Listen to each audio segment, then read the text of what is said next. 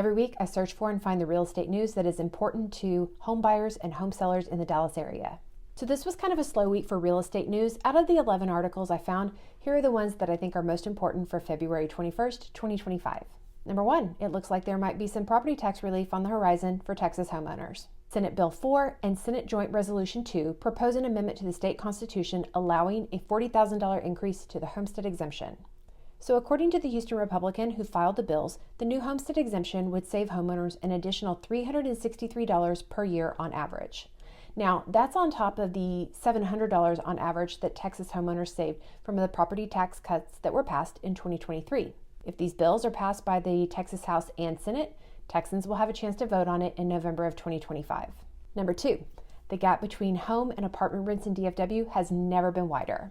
So according to Zillow, the typical asking rent for a single-family home in DFW was just over $2,300, while apartment rents were just over $1,500 per month during the fourth quarter of 2024. Now, this study didn't account for bedroom and bathroom count or square footage. However, these are the market conditions that have contributed to the gap. Number 1, supply. There have been a record number of apartments built in Dallas-Fort Worth in the past couple of years, and that has kept apartment rents flat. Number 2, home ownership was still out of reach for many prospective home buyers, so they are simply choosing to rent as opposed to buying right now.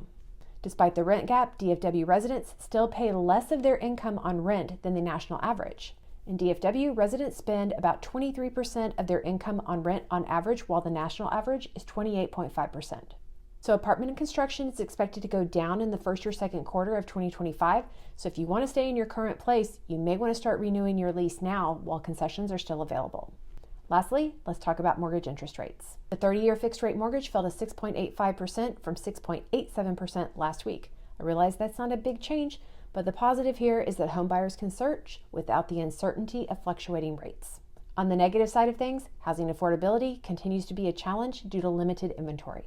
That's all I have for you today. I will be back next week with more real estate information that is specific to the Dallas area. I hope you have a great weekend and that you stay warm.